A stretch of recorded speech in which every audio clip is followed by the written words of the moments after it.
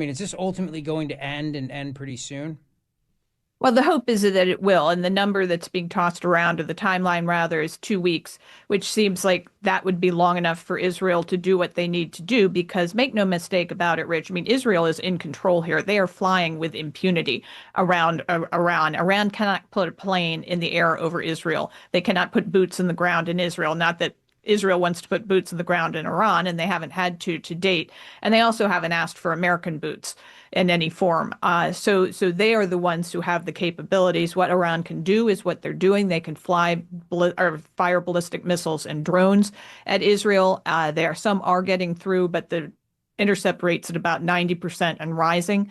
This is slightly different tactics that they're using now. The United States and Israel are adapting to that. So I think you'll see that number rise rather than fall.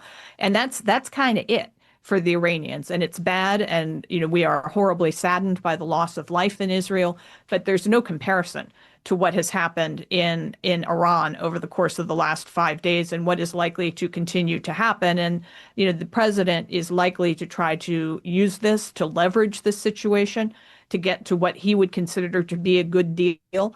I actually said this first on Maria's show Friday morning, and he said it at midday, so I'm taking credit for it. I think there are no Good. coincidence, but this will get the Iranians into the position where they make concessions to get to talks rather than demanding concessions to get to talks. And if they're in fear for the stability of the regime, that's the one thing that could persuade them to actually give up the nuclear program. And so that's very much what I'm hoping will be the case, that we get that program degraded. The president can make demands such as get all the enriched uranium out of Iran. They don't need it.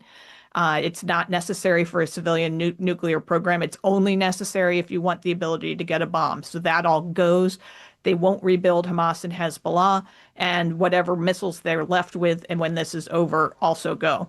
So I think he's in a much stronger position to make those demands now. Well, I'm sure he heard you, Dr. Victoria Coates, since you were his deputy national security advisor, and it's great to have you on the show today.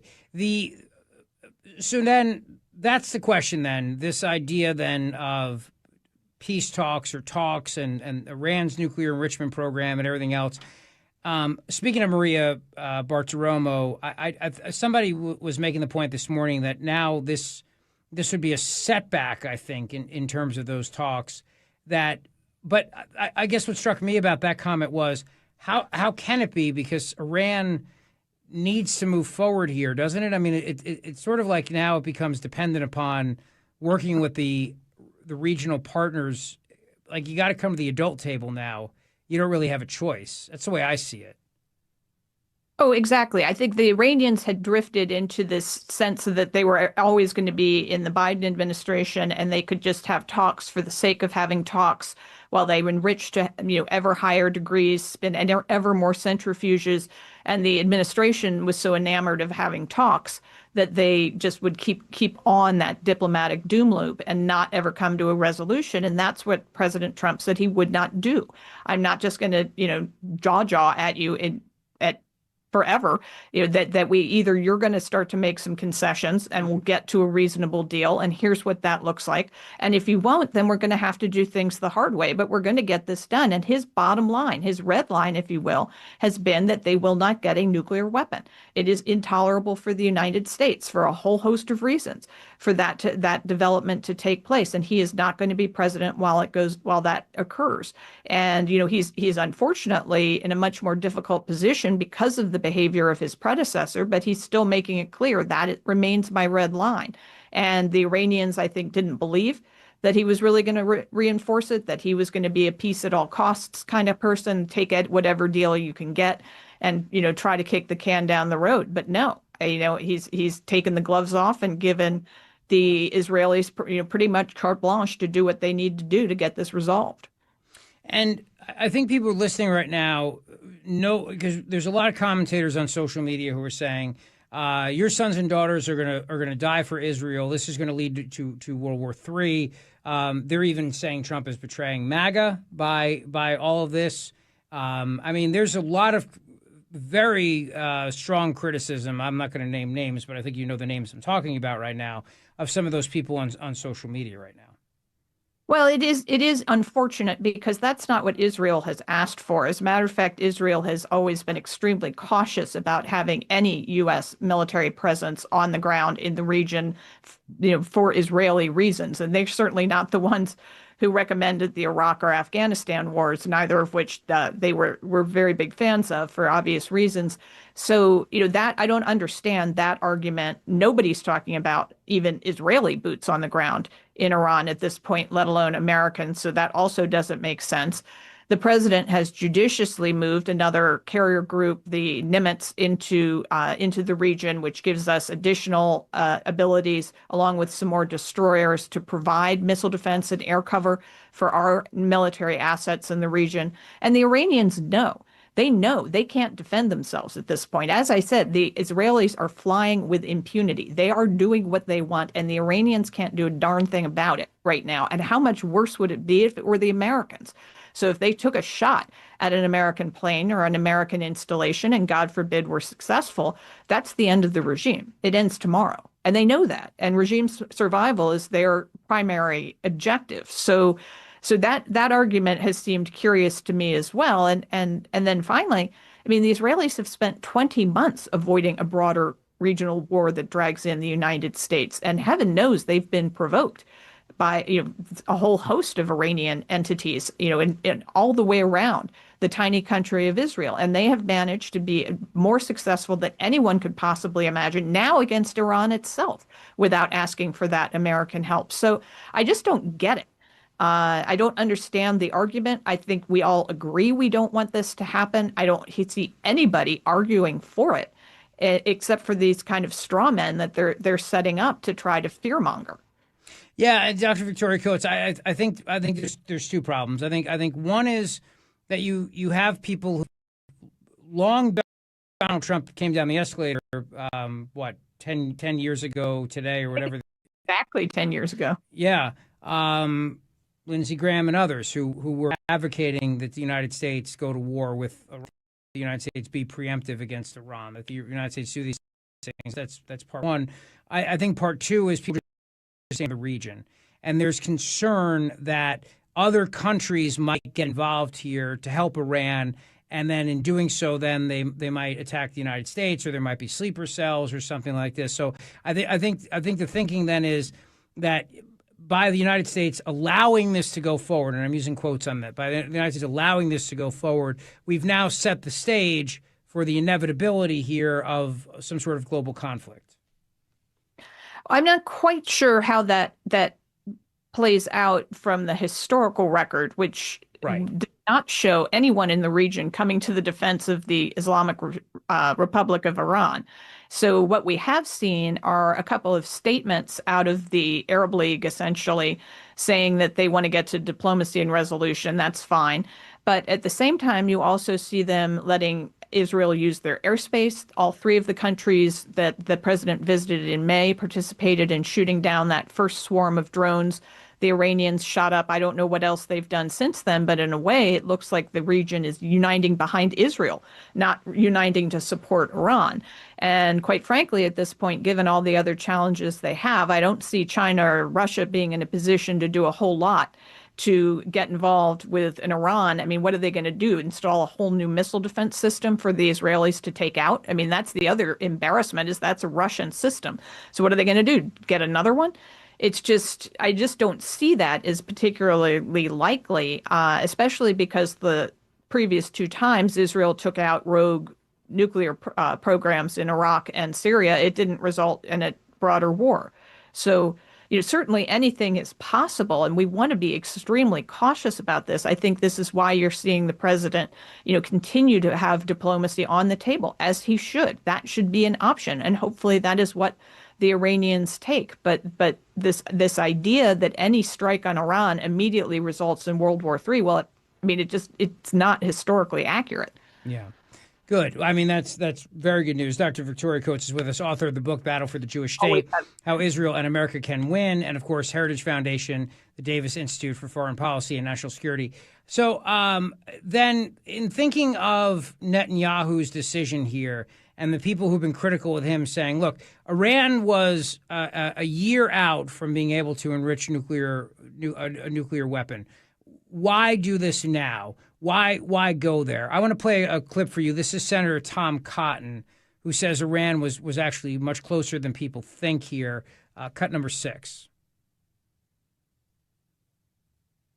So when it comes to differences in intelligence assessments, the U.S. intelligence that was made public in March said at the time the U.S. does not assess Iran's building a nuclear weapon, and that the Supreme Leader has not reauthorized the nuclear weapons program that he suspended back in 2003. Was there more recent U.S. intel sharing or intel indicating that there was some kind of sprint for a bomb? Because that seems a very different assessment from what Israel's claiming. Well, unfortunately, Iran enriched a lot of uranium to near weapons grade over the 4 years of the Biden administration. But that's not weaponization.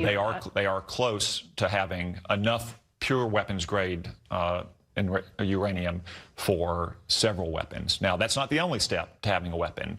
You also have to have the weapon design. We've seen indications that Iran is once again exploring those weapon designs. And then if you want to use a missile, obviously you have to marry up the warhead to the missile, but Iran has other delivery methods as well through terrorist proxies. So I think that's one of the reasons why both President Trump and Prime Minister Netanyahu thought things that were coming to a head. A second reason is Iran is rapidly producing ballistic missiles, both medium range to target Israel and short range to target our troops.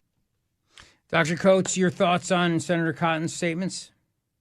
No, he's very accurate in that, and the Israelis have been a little bit more forthcoming that they were seeing some dramatic changes in behavior that would lead them to believe that the weaponization had started again. And I would defer to DNI Gabbard's office on why she said what she said in her congressional testimony. That has been the consensus assessment. What is? I'm sorry to interrupt you. What did she say? She said that they assess that Iran is not trying to go to a nuclear weapon, and that the Supreme Leader has not changed his decision in 2003 to forego weaponization.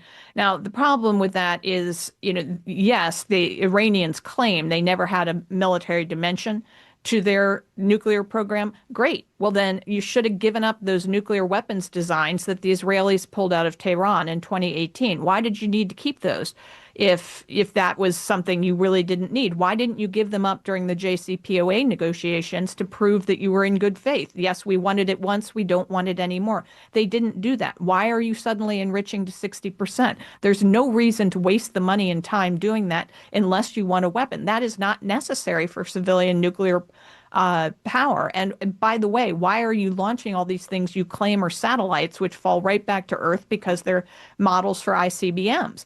And so that's an intercontinental ballistic missile that gets to us. That's not just a problem for the region, Israel, or even Europe. That's an ICBM. Why are you doing all of these things? I don't care what you say. I care what you do. And so I can't explain DNI Gabbard's repeat of that old IC line. I've heard that many, many times. I just don't think it holds water. And I agree with Senator Cotton. Their behavior has changed over the last 4 years.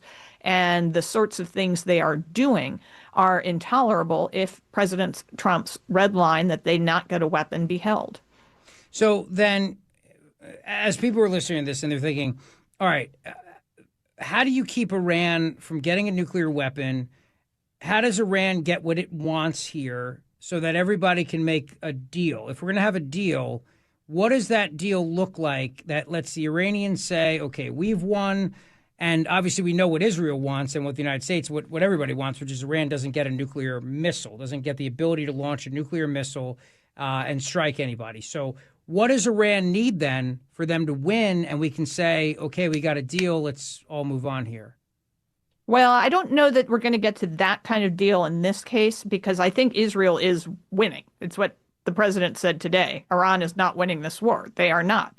And they have had a lot of cards in the past, and they have demanded a lot of concessions, as I said, to get to any kind of negotiation. And they are master negotiators, as we know. I mean, the JCPOA was a horrible deal, and the Obama folk took it, which is still amazing to me.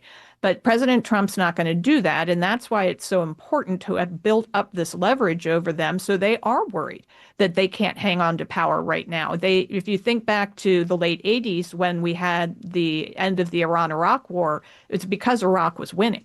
And Iran had to swallow what the supreme leader referred to as swallow the poison chalice. Well, he might need to get that chalice back out and dust it off and do some more drinking there, because that is how he is going to get to a resolution of this situation. And what they get out of this is survival, if the Iranian people allow them to survive. So that's their get. That's their win, if you will.